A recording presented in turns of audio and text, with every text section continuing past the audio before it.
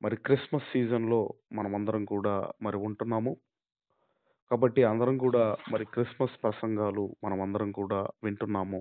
అయితే క్రిస్మస్‌లో ఎక్కువగా మనము మాట్లాడుకొనని ఒక వ్యక్తి గురించి ఈరోజు మనమందరం కూడా ఆలోచన చేయబోతున్నాము. మరి క్రిస్మస్ అనగానే ఎక్కువగా మనము యేసుక్రీస్తు వారి గురించి, మరియమ్మ గారి గురించి, గొర్రెల కాపరుల గురించి, జ్ఞానుల గురించి, నక్షత్రము అదే స్టార్ గురించి ఇవన్నీ గూడా మనం జ్ఞాపకం చేసుకుంటాము. అయితే ఒక వ్యక్తి అందులో కీలక పాత్రను పోషించాడు అన్నది అది మాత్రం మనము పట్టించుకోము. మరి ఇంతకి ఎవరు అని మనం ఆలోచన చేయగలిగితే కాస్త ముందుకెళ్ళి మనం బైబిల్ గ్రంథంలో నుండి మనమందరం కూడా ఆలోచిద్దాము. మరి యేసుక్రీస్తు వారిని ఎవరి చేతిలో పెట్టాలి అని దేవుడు ఆలోచించాడు. ఎందుకంటేనండి ఇశ్రాయేలీలు ఇశ్రాయేలీలు మరి మొదటి రాజు సౌలు పాడైపోయిన తర్వాత ఇశ్రాయేలీలందరినీ ఎవరి చేతిలో పెట్టాలి అని దేవుడు ఆలోచించాడు. ఆ తర్వాత దేశమును మొత్తము ఇజ్రాయేల్ దేశం మొత్తము పరిశీలించాడు. ఆ తర్వాత ఒకరు కనబడ్డారు. ఆయనే నేను యెషై కుమారుడైన దావీదును కనుగొంటిని అన్నాడు. నేను యెషై కుమారుడైన దావీదు కనుగొంటిని అన్నాడు. మరి అలాంటిది ఒక దేశాన్ని పరిపాలించడానికే ఒక రాజును దేవుడు పరిశీలన చేస్తే, రాజు కావాలని పరిశీలన చేస్తే అలాంటిది లోకరక్షకుడి విషయములో ఎవరి చేతిలో పెడితే జాగ్రత్తగా పెంచగలడో అని ఆలోచించకుండా ఎలా దేవుడు పెడతాడని మనమందరం కూడా అర్థం చేసుకోవాలి. కాబట్టి ఆ యేసుక్రీస్తు వారిని ఇదిగో ఆ పెంచే బాధ్యత గానివ్వండి, ఆ సంరక్షించే బాధ్యత గానివ్వండి, అది ఎవరికిచ్చాడు అన్నప్పుడు, ఎవరిని ఏర్పాటు చేసుకున్నాడు అన్నప్పుడు, యోసేపు గారిని ఏర్పాటు చేసుకోవటం అన్నది మనందరికీ తెలుసు. ఉదాహరణకి మనకే మరి మన మన మన కుటుంబాల్లోనే పాలు తాగే బిడ్డలున్నారనుకోండి. పాలు తాగే బిడ్డుందనుకోండి. ఈ పాలు తాగే ఆ బిడ్డను విడిచి ఇప్పుడు మనము ఎగ్జామ్‌కెళ్ళాలి. ఆ పాలు తాగే బిడ్డను విడిచిపెట్టి వేరే వాళ్ళకి ఎవరికైనా ఇచ్చి మనము ఎగ్జామ్‌కెళ్ళాలి. ఇప్పుడు ఎవరికిచ్చెళ్తారంటే ఇదిగో ఈ ఈ అందరి గురించి మనం ఆలోచిస్తాం. ఎవరికిస్తే బెటరు, ఎవరికిస్తే బెస్ట్, ఎవరికిస్తే బెటర్ అని ఆలోచిస్తాం మనము. ఎవరైతే చక్కగా ఎందుకంటే 1కెళ్ళినా, 2కెళ్ళినా ఎవరు చక్కగా చూసుకోగలరని ఆలోచించి వాళ్ళ చేతిలో పెట్టి మనం వెళ్తాము. అలాంటిది లోకరక్షకుడుగా రాబోతున్నాడు. అలాగే ఆయన దేవుని ప్రియ కుమారుడు. అలాంటి ఆయన ఎవరి చేతిలో అలాంటి వ్యక్తి ఎవరి చేతిలో అలాంటి వ్యక్తిని పెడితే చక్కగా పెంచుతాడు, సంరక్షిస్తాడు అని ఆలోచించిన దేవుడు ఈ లోకరక్షకుణ్ణి, ప్రియకుమారుణ్ణి యోసేపు గారి చేతిలో పెట్టాడు. కానీ మనమందరం కూడా చాలామంది కూడా ఘనతంతా మరియమ్మదే అనుకుంటారు చాలామంది కూడా. అందుకే దేవతను చేసుకున్నారు. అలాగని మరియమ్మ గారు తక్కువ కాదు. కాబట్టి మనమందరం కూడా ఆలోచిద్దాము. ఇక యోసేపు గారు మరియమ్మ గారిలా ప్రదానము చేయబడిన అంటే దాని అర్థం ఏంటంటేనండి, యూ యూదా చట్ట ప్రకారముగా వారు భార్యాభర్తలే. ప్రదానము చేయబడింది అంటే యూదా చట్ట ప్రకారముగా వారు భార్యాభర్తలే. అయినా వాళ్ళు కలవడానికి లేదు. ఒకవేళ మ్యారేజ్ అయ్యేంత వరకు కలవకూడదు. ఒకవేళ ఈలోపు వాళ్ళు కలిస్తే వాళ్ళ మీద ధర్మశాస్త్రం అనేది అప్లై అవుతుంది. వాళ్ళు నేరస్తులుగా పరిగణించబడతారు. అందుకే బైబిల్ గ్రంథంలోనికి వెళ్ళి ఇక అనేక విషయాలు మనమందరం కూడా ఆలోచన చేయగలిగితే దయచేసి అందరం కూడా మొట్టమొదటిగా లూకాసు వార్త మొదటి అధ్యాయము 26, 27 వచనాలు మనమందరం చదువుకుందాం. లూకాసు వార్త మొదటి అధ్యాయము 26, 27 వచనాలు మనం చదువుకుందాం. 6వ నెలలో గాబ్రియేలు అను దేవదూత గలిలయలోని నజరేతు ఊరిలో దావీదు వంశస్థుడైన యోసేపును ఒక పురుషునికి ప్రదానము చేయబడిన కన్యక యొద్దకు దేవుని చేత పంపబడెను. ఆ కన్యక పేరు మరియా. ఇక్కడ మనం ఆలోచన చేయగలిగితే ఇక్కడ అప్పటికి ఇదిగో బాప్టిజం ఇచ్చి యోహాను గారు ఎలిజబెత్ అమ్మగారి గర్భములో ఉన్నాడు. అప్పటికి అతనికి అది 6 మంత్స్, అతనికి 6 నెలలు, అప్పటికి 6 నెలలు. అయితే వీరికి ప్రదానము చేయబడిన వారు. మరి మీరు ఆలోచించండి, ఆ దేశములో ప్రదానము చేయబడిన వారు ఎందరో ఉంటారు కదండి. ఎందరో ఉన్నా ఆ దేవుని దృష్టి వీరిద్దరి మీదికే ఎందుకు వచ్చింది? వీరిద్దరి మీదికే ఎందుకు వచ్చింది?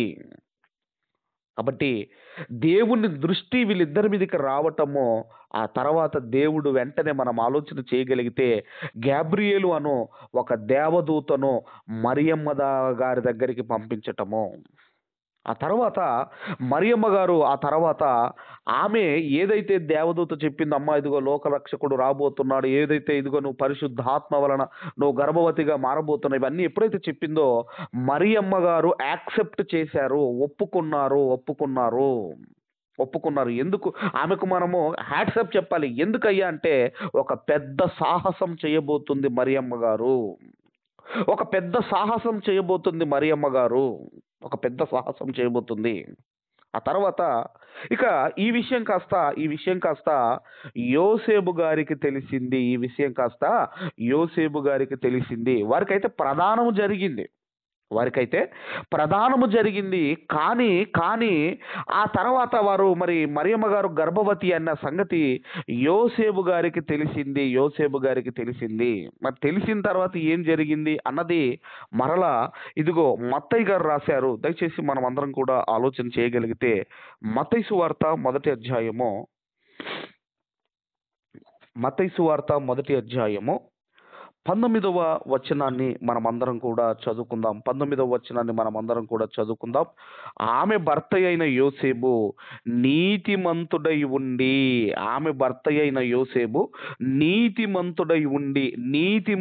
ఉండి అని మనం చదువుకుంటున్నాము.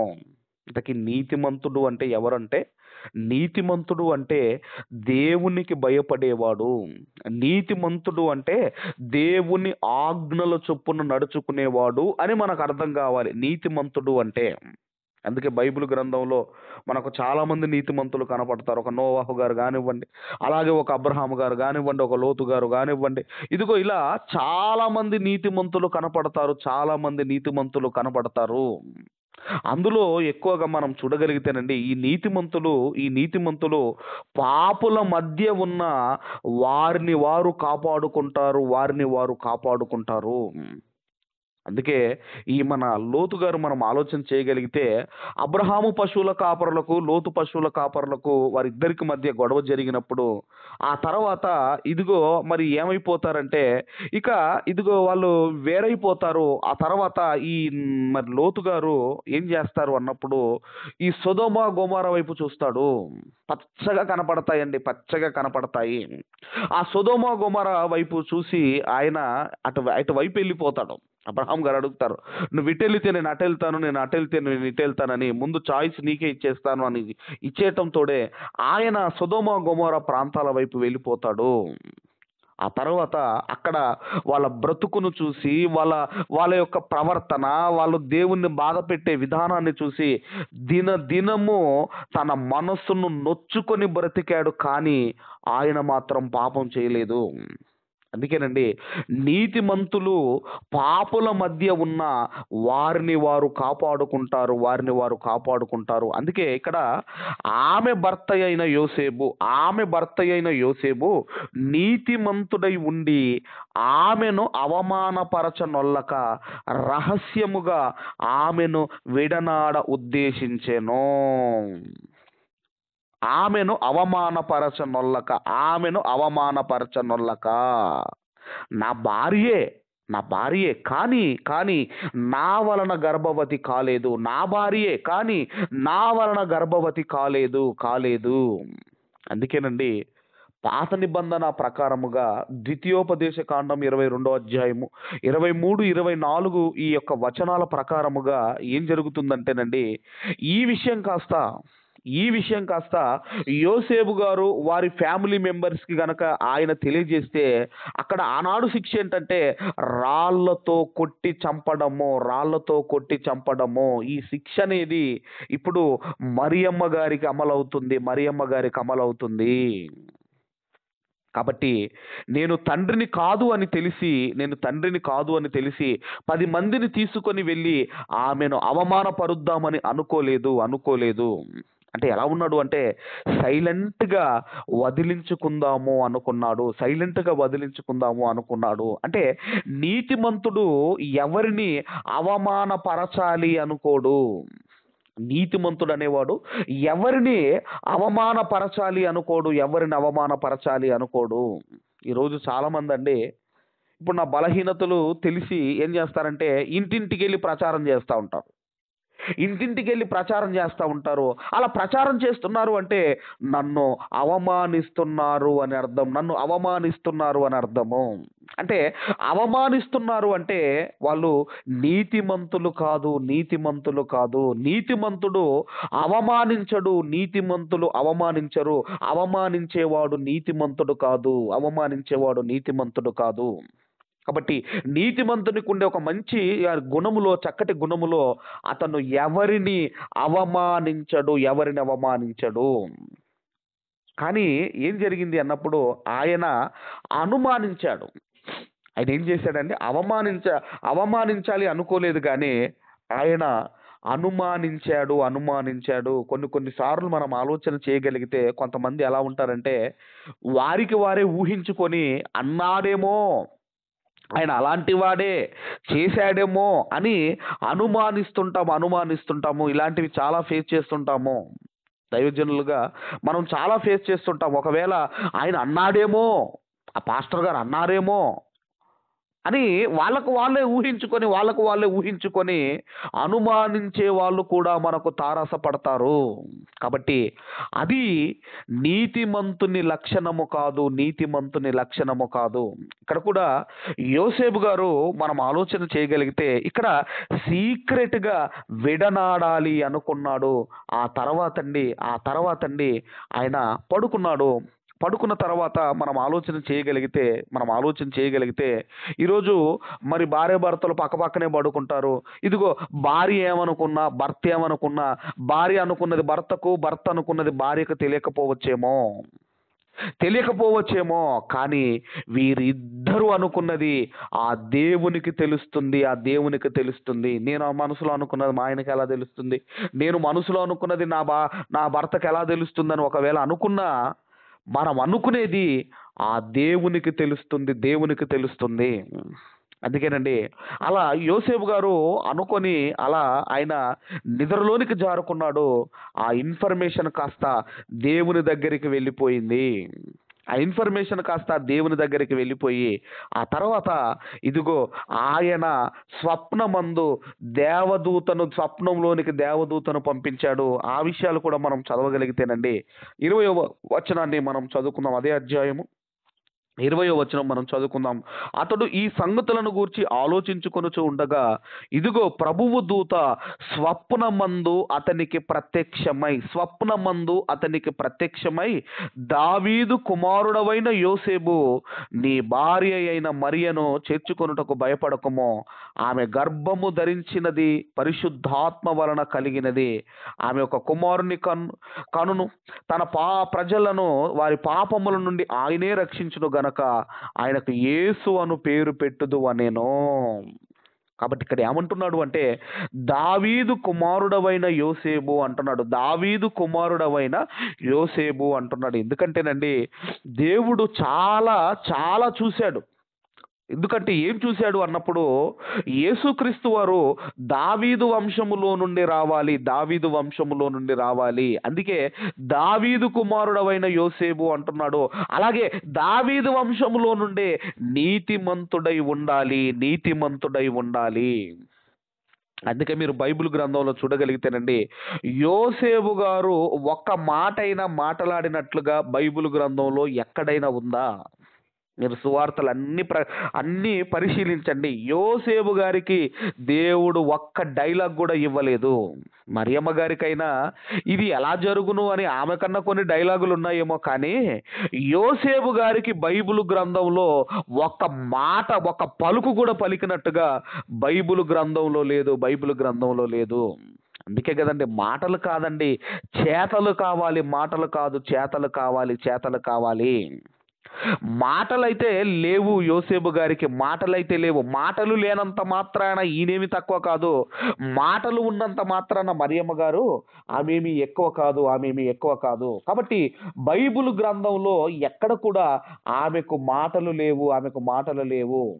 ఆ తర్వాత ఏం జరిగింది అన్నప్పుడండి, ఆ తర్వాత ఇక ఎప్పుడైతే దేవదూత స్వప్నమందు ప్రత్యక్షమయ్యి ఇదిగో ఈ మాటలు ఎప్పుడైతే చెప్పిందో, ఆ తర్వాత మనం ఆలోచన చేయగలిగితే 24, 25 వచనాలు మనం చదవగలిగితే, 24, 25 వచనాలు, యోసేపు నిద్ర మేలుకొని ప్రభువు దూత తనకు ఆజ్ఞాపించిన ప్రకారము చేసి తన భార్యను చేర్చుకొని ఆమె కుమారుని కను వరకు ఆమెను ఎరగకుండెను. అతడు ఆ కుమారునికి యేసు అను పేరు పెట్టెను. కాబట్టి ఆ తర్వాత ఎప్పుడైతే ఇక నిద్ర మేలుకున్నాడో, ఆ తర్వాత వాళ్ళను చేర్చుకున్నాడు. అప్పటి వరకు ఒంటరిగా బ్యాచిలర్గా ఉన్న అతను, ఆ యోసేపు గారు, ఆ తర్వాత మరియమ్మ గారిని చేర్చుకున్నాడు. అంటే ఇప్పుడు మరియమ్మ గారి యొక్క బాధ్యత, ఆమె గర్భములో ఉన్న బిడ్డ యొక్క బాధ్యత, ఇప్పుడు ఇదిగో చూసుకోవలసిన బాధ్యత యోసేపు గారిది. ఇంకా మత్తయ్య గారు కానివ్వండి, అలాగే మనం చూడగలిగితే లూకా గారు కానివ్వండి, వీళ్ళైనా మరి మరియమ్మ యోసేపు గురించి రాశారేమో కానీ అసలు యోహాను సువార్తలో డైరెక్ట్గా యేసుక్రీస్తు వారితో ప్రారంభమైంది యోహాను సువార్త అనేది. వీళ్ళ ప్రస్తావన మనకు కనబడదు అక్కడ. మరియమ్మ గారిది కానివ్వండి, ఆ తర్వాత ఆ యోసేపు గారిది కానివ్వండి, డైరెక్ట్గా యేసుక్రీస్తు వారితో ఆది అందు వాక్యం ఉండను అనే దాంతో మరి ప్రారంభించాడు. కాబట్టి మనం ఆలోచన చేయగలిగితే ఇప్పుడు మరియమ్మ గారి బాధ్యత, ఆ గర్భములో ఉన్న శిశువు బాధ్యత ఇదిగో యోసేపు గారిది. రైట్. ఇక ఏం జరిగింది అని మనం ఆలోచన చేయగలిగితే, మరలా లూకాసు వార్త 2వ అధ్యాయము దయచేసి 1వ వచనము నుండి 5వ వచనము వరకు గల లేఖన భాగాలు చదువుకుందాము. ఆ దినములలో సర్వలోకమునకు ప్రజా సంఖ్య వ్రాయవలనని కైసరు ఔగుస్తు వలన ఆజ్ఞ ఆయను. ఇది జరిగిన మొదటి ప్రజా సంఖ్య. ఇక్కడ మనం ఆలోచన చేయగలిగితే, మరి కైసరు ఔగుస్తు అంటే సీజర్ అంటారండి. సీజర్ చక్రవర్తి కైసర్ ఔగుస్తు. మరి రోమా చక్రవర్తులందరినీ కూడా సీజర్స్ అంటారండి. వాళ్ళను సీజర్ అంటారు. వాళ్ళందరినీ కూడా సీజర్ అంటారు. ఇప్పుడు మనము మరి ఐగుప్తు దేశాన్ని పరిపాలించిన రాజులందరినీ కూడా ఫరోస్ అని ఎలాగైతే పిలుస్తారో, అలాగే ఇక్కడ కూడా మనం ఆలోచన చేయగలిగితే ఇదిగో రోమా చక్రవర్తులందరినీ కూడా సీజర్స్ అంటారు. సీజర్ చక్రవర్తులు అంటారు. కాబట్టి ఈ ఔగుస్తు అన్న పేరు మీదనే ఈరోజు మనకు ఆగస్టు మంత్ అనేది ఉంది. ఆగస్టు నెల అనేది మనం చదువుకుంటాం. మనము ఉంటుంది కదండి ఆగస్టు నెల 8వ నెల. అలాగే మరి జూలియస్ సీజర్ అని ఒక ఆయన ఉంటాడు. జూలియస్ సీజర్ అని ఆయన పేరు మీదనే జూలై నెల అనేది రావటం జరిగింది. కాబట్టి అతని కాలంలో ఇదిగో మొట్టమొదటి ప్రజా సంఖ్య. ఆ తర్వాత 3 నుంచి 5వ వచనం వరకు చదవగలిగితే, అందరూ ఆ సంఖ్యలో వ్రాయబడుటకు తమ తమ పట్టణములకు వెళ్ళిరి. యోసేపు దావీదు వంశములోను గోత్రములోను పుట్టినవాడు గనక తనకు భార్యగా ప్రదానము చేయబడిన గర్భవతి అయి ఉండిన మరియతో కూడా ఆ సంఖ్యలో వ్రాయబడుటకు గలిలయలోని నజరేతు నుండి యూదయలోని బెత్లెహేము అనబడిన దావీదు ఊరునకు వెళ్ళెను. ఇక్కడ మీరు ఆలోచన చేయగలిగితే ఇప్పుడు వాళ్ళు ఎక్కడున్నారు అన్నప్పుడు ఇదిగో వాళ్ళు నజరేతులో ఉన్నారు. ఇప్పుడు దేవదూత రావటం అంతా కూడా ఎక్కడ జరిగింది అన్నప్పుడు నజరేతులో జరిగింది, నజరేతులో జరిగింది. అప్పటికి మరియమ్మ గారు మనం ఆలోచన చేయగలిగితే నజరేతులో ఉన్నప్పుడే ఆమె గర్భవతి అయ్యింది, ఆమె గర్భవతి అయ్యింది. అక్కడే కాపురం ఉంటున్నారు, అక్కడే కాపురం ఉంటున్నారు. ఇక నిండు చూలాలు ఆమెను తీసుకొని ఇక బెత్లెహేముకు వెళ్ళాలి, బెత్లెహేముకు వెళ్ళాలి. మీరు ఆ తర్వాత మ్యాప్ ఉంటుందండి మనకు, వెనకాల మ్యాప్ ఉంటుంది చూడండి. ఇప్పుడు ఆ రోజు మరి ఈ కానాను దేశం అనేది 3 భాగాలుగా ఉంటుంది, 3 భాగాలుగా. పైన భాగము, ఆ పైన ఉత్తర భాగాన్ని దాన్ని ఏమన్నారు అంటే గలలయ దేశము అన్నారు, గలలయ దేశము అన్నారు. మధ్య భాగం దాని కింది దాన్ని, ఇదిగో దాని కింది దాన్ని సమరయ దేశము అన్నారు. దాని కింది భాగాన్ని ఇదిగో యూదయ దేశము అన్నారు, యూదయ దేశము అన్నారు. ఇప్పుడు వీళ్ళు ఎక్కడున్నారు అంటే ఇదిగో ఉత్తర భాగంలో పైన ఉన్నారు వీళ్ళు. గలలయ దేశములోని నజరేతులో ఉన్నారు, నజరేతులో ఉన్నారు, నజరేతులో ఉన్నారు. ఇప్పుడు అక్కడ నుంచి ఈ కింది భాగములో ఉన్న యూదయ దేశములో ఉన్న ఆ బెత్లెహేములోనికి రావాలి, బెత్లెహేములోనికి రావాలి. అంటే ఎలా మరి వెళ్తారు? ఒకవైపు ఈమె నిండు చూలాలు, మరి ఎలా వెళతారు అన్నప్పుడు ఉన్నవాడు గుర్రం మీద వెళతాడు, లేనివాడు గాడిద మీద తీసుకొని వెళతాడు, గాడిద మీద తీసుకొని వెళతాడు. ఆ తర్వాత యోసేపు గారు ఒక గాడిదను తెచ్చాడు. మరి అక్కడ ఎన్ని రోజులు ఉండాలో తెలియదు. కాబట్టి ఆయన బహుశా ఇదిగో అతని యొక్క మరి పనిముట్లు, ఎందుకంటే కార్పెంటర్ కదండి,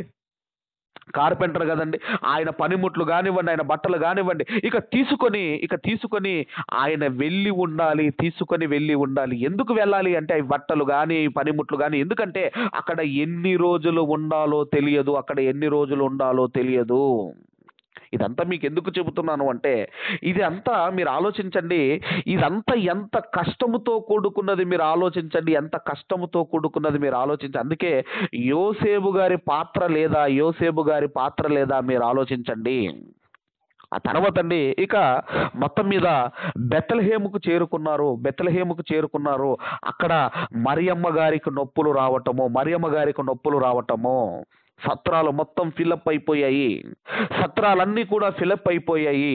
ఆ తర్వాత పశువుల తొట్టిలో స్థలము దొరికింది. మరి ఆ పశువుల ఆ యొక్క తొట్టిలో మరి అక్కడ ఎన్ని రోజులు ఉన్నారో మనకు తెలియదు, కానీ అక్కడ నుంచి 8వ దినమున మరలా దేవాలయములోనికి తీసుకొని వెళతారు. 8వ దినమున ఆ తర్వాత దేవాలయములోనికి తీసుకొని వెళతారు. మళ్ళీ ఎక్కడి నుంచి బెత్లెహేము ఆ యొక్క మరి పశువుల తొట్టి దగ్గర నుంచి అక్కడి నుంచి మరలా గాడిద మీద ఎక్కించుకొని మరలా ఇదిగో యెరూషలేము, అంటే ఆ యెరూషలేముకు సుమారుగా 8 కిలోమీటర్ల దూరము అంటున్నారు. మరలా ఇదిగో మరి వారిని తీసుకొని దేవాలయములోనికి తీసుకొని వెళ్ళాడు. ఎందుకంటే 8వ దినమున మరి ఇజ్రాయేలీలందరూ కూడా సున్నతి చేయించుకుంటారు. ఆ రోజే యేసు అన్న పేరు పెట్టబడింది. కాబట్టి మనం ఆలోచన చేయగలిగితే అలా మరి మనం చూడగలిగితేనండి, వారు అలా మనం ఆలోచన చేయగలిగితే ఎప్పుడైతే మరి ఆ పేరు పెట్టారో, ఎప్పుడైతే యేసు అనే పేరు పెట్టారో ఆ తర్వాత అక్కడి నుంచి వాళ్ళు వెళ్ళిపోవటము, ఆ తర్వాత అక్కడికి జ్ఞానులు రావటం అనేది మనం చూస్తాము. జ్ఞానులు రావటము, డైరెక్ట్ గా హేరోదు రాజు దగ్గరికి వెళ్ళిపోవటము, యూదుల రాజుగా పుట్టినవాడు ఎక్కడున్నాడు అని అడగటము. ఆ తర్వాత ఆయనకు కలవరం ప్రారంభం కావటం. ఎందుకంటేనండి ఈ హేరోదు అనేవాడు యూదుడు కాదు. హేరోదు అనేవాడు ఏదోమీయుడు. ఏదోమీయులకు యూదులకు అస్సలు పడదండి. యూదులకు అస్సలు పడదు. కాబట్టి అతను ఏదోమీయుడు. నేను రాజుగా ఉండగా ఇంకొక రాజు పుట్టాడా అని ఏం చేశాడంటే, ఇదిగో మీరు వెళ్ళి ఆయనను పూజించండి, వచ్చి నాకు ఇన్ఫర్మేషన్ ఇవ్వండి, నేను కూడా వచ్చి పూజిస్తాను అన్నాడు. ఆ తర్వాత అండి ఏం జరిగింది అని మనం ఆలోచన చేయగలిగితే, ఆ తర్వాత ఆ దేవదూత మరలా ఆ జ్ఞానులకు ప్రత్యక్షం కావటము, మరొక మార్గంలో మీరు వెళ్ళాలి అని చెప్పటము, అలా జ్ఞానులు తన్ను అవమానించారని చెప్పి ఆ తర్వాత మనం ఆలోచన చేయగలిగితే, ఇక ఏం జరిగింది అన్నప్పుడండి, అప్పుడు మరి మరలా మనము మత్తయి సువార్తలోనికి రాగలిగితే, మత్తయి సువార్త 2వ అధ్యాయము 13, 14, 15 వచనాలు మనం చూడగలిగితే, 13, 14, 15 వచనాలు మనం చూడగలిగితే, వారు వెళ్ళిన తర్వాత ఇదిగో ప్రభు దూత స్వప్నమందు యోసేపునకు ప్రత్యక్షమై హేరోదు ఆ శిశువును సంహరింపవలనని ఆయనను వెతకబోచున్నాడు గనుక నీవు లేచి ఆ శిశువును ఆయన తల్లిని వెంటబెట్టుకొని ఐగుప్తునకు పారిపోయి నేను నీతో తెలియజెప్పు వరకు అక్కడనే ఉండుమని అతనితో చెప్పెను. అప్పుడు అతడు లేచి రాత్రి వేళ శిశువును తల్లిని తోడుకొని ఐగుప్తునకు వెళ్ళి ఐగుప్తులో నుండి నా కుమారుణ్ణి పిలిపించి తిని అని ప్రవక్తల ద్వారా ప్రభువు సెలవిచ్చిన మాట నెరవేర్చబడినట్లు హేరోదు మరణము వరకు అక్కడ ఉండెను. ఇక్కడ మనం ఆలోచన చేయగలిగితే, ఇక్కడ మనం చూడగలిగితేనండి, ఇక్కడ మరి ఆ మరల దేవదూత ప్రత్యక్షం కావటము ఇది ఎన్నోసారి అంటే ఇది రెండవసారి దేవదూత మరలా ప్రత్యక్షము కావటము. మరియమ్మ గారితోనైనా ఒక్కసారే మాట్లాడింది దేవదూత. ఒకసారే మాట్లాడింది దేవదూత, కానీ స్వప్నమందు ఇది రెండవసారి. అసలు ఎందుకు స్వప్నం ద్వారా మాట్లాడుతున్నాడు? కనబడి మాట్లాడితే అయిపోదండి. జకరయ్య కనబడి మాట్లాడాడు, మరియమ్మ గారి కనబడి మాట్లాడారు, మరి జ్ఞానులకు కానివ్వండి, మరి ఎందుకు యోసేపు గారికి కలల ద్వారా స్వప్నము ద్వారా ఎందుకు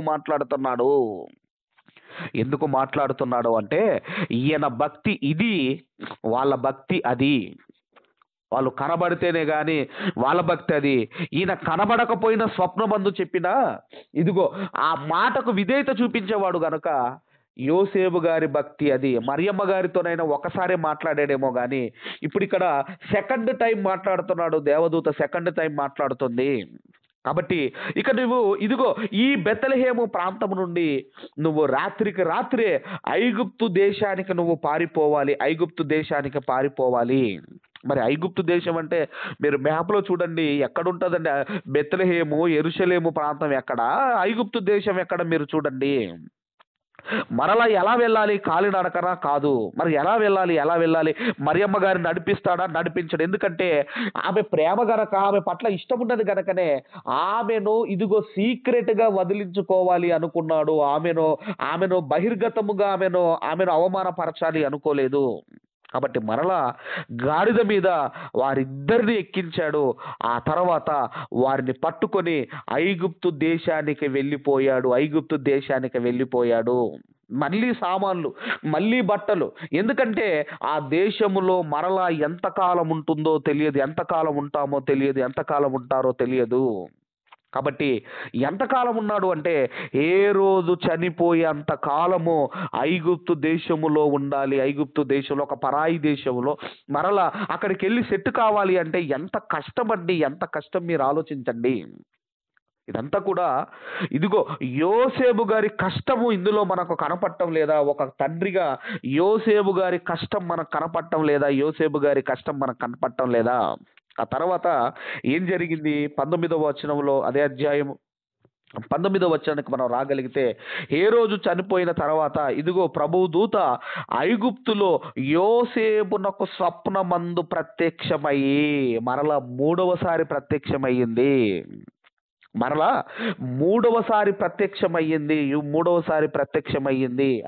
స్వప్నమందు అతనికి ప్రత్యక్షమయ్యి ఆ తర్వాత మనమందరం కూడా మరి 22, 23 మనం చదవగలిగితే, అయితే ఆర్కలాయు తన తండ్రి అయిన హేరోదుకు ప్రతిగా యూదయ దేశమును ఏలుచున్నాడని విని అక్కడికి వెళ్ళవెరచి స్వప్నమందు దేవుని చేత బోధింపబడిన వాడై గలిలయ ప్రాంతమునకు వెళ్ళి నజరేతను ఊరికి వచ్చి అక్కడ కాపురముండెను. ఆయన నజరేయుడనబడునని ప్రవక్తలు చెప్పిన మాట నెరవేరునట్లు ఇలాగు జరిగెను.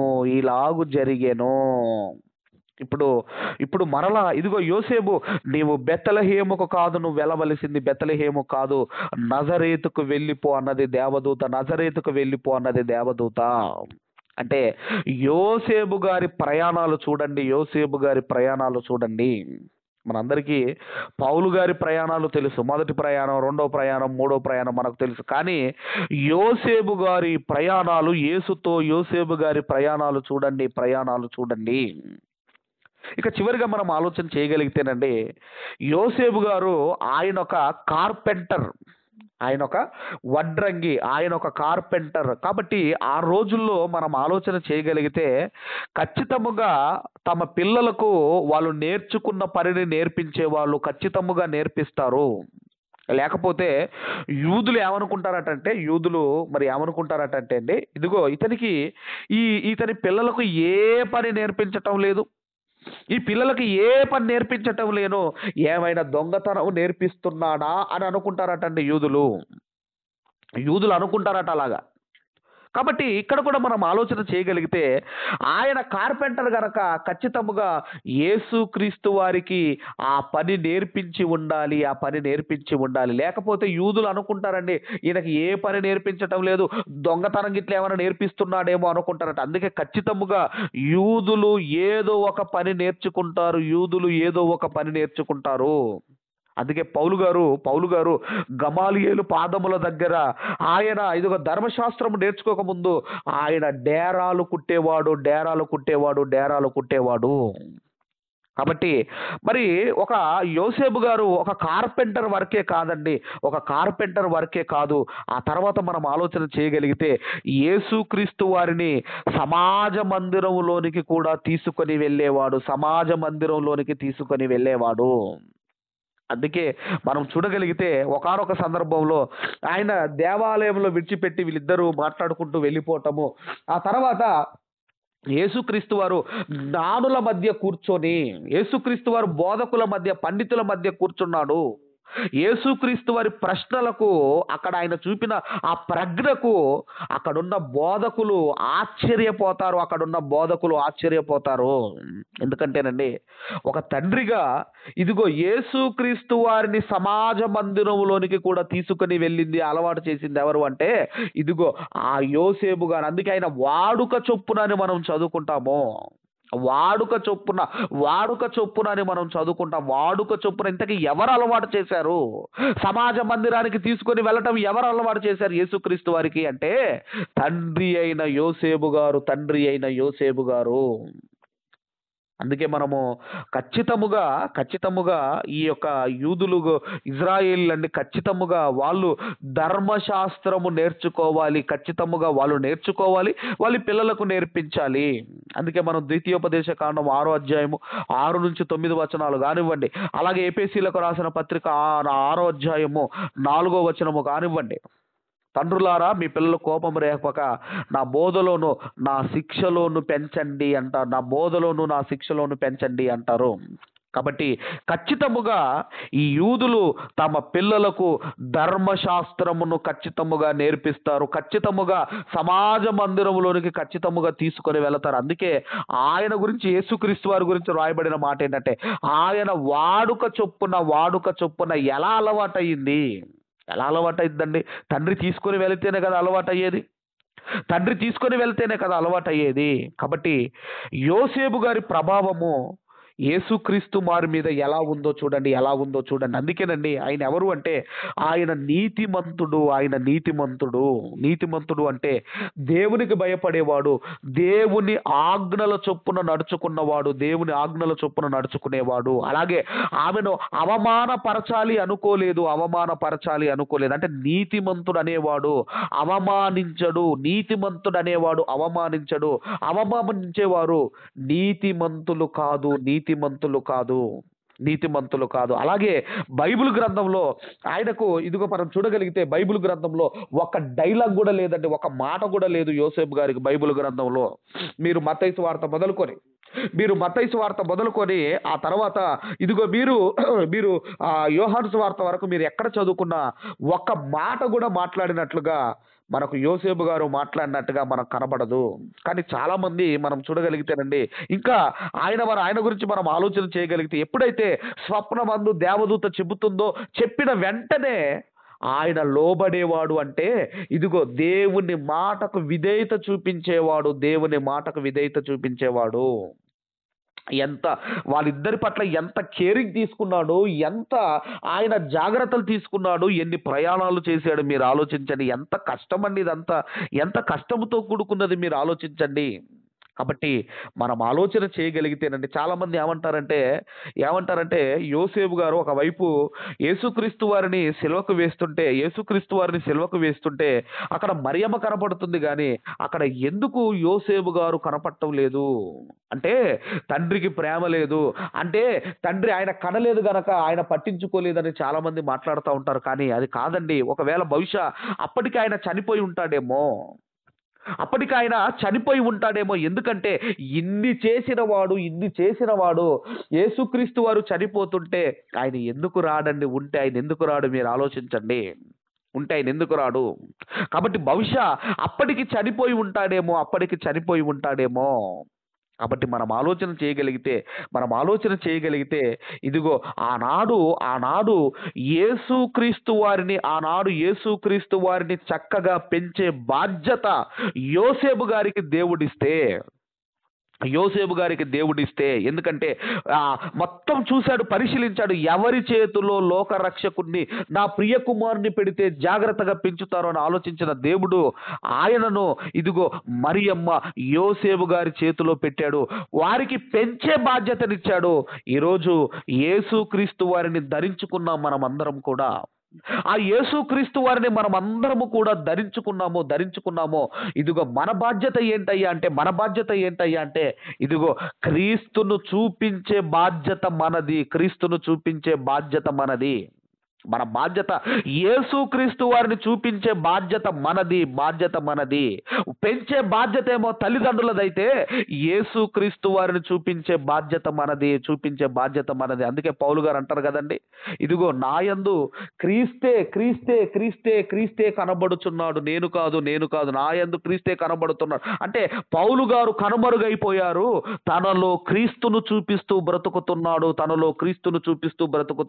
అందుకే నేను క్రీస్తును పోలి నడుచుకున్న ప్రకారం మీరు నన్ను పోలి నడుచుకోండి అంటాడు. అంటే ఇదిగో క్రీస్తును ధరించుకున్న మన బాధ్యత ఆయనను చూపిస్తూ బ్రతకాలి. పెంచే బాధ్యత వాళ్ళకిచ్చాడు. ఇదిగో ఆయనను చూపిస్తూ బ్రతికే బాధ్యత దేవుడు మనకిచ్చాడు.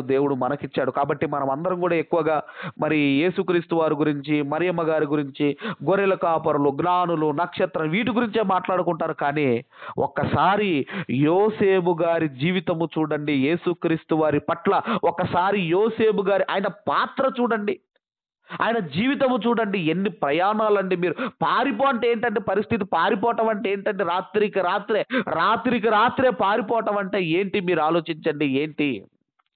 కాబట్టి మనం ఆలోచన చేయగలిగితే ఇదిగో యేసుక్రీస్తు వారి ఆయన యొక్క పుట్టుక వెనకాల ఇదిగో యోసేపు గారి యొక్క ఆయన యొక్క కష్టం మనకు కనబడుతుంది, ఆయన యొక్క ప్రయాస మనకు కనబడుతుంది, ఆయన యొక్క ప్రయాణాలు మనకు కనబడుతున్నాయి.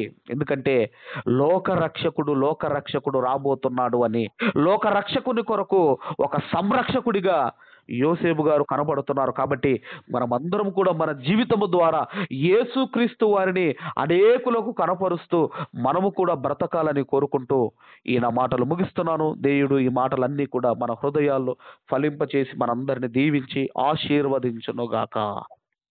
ఆమేన్. ఆమేన్. ఆమేన్.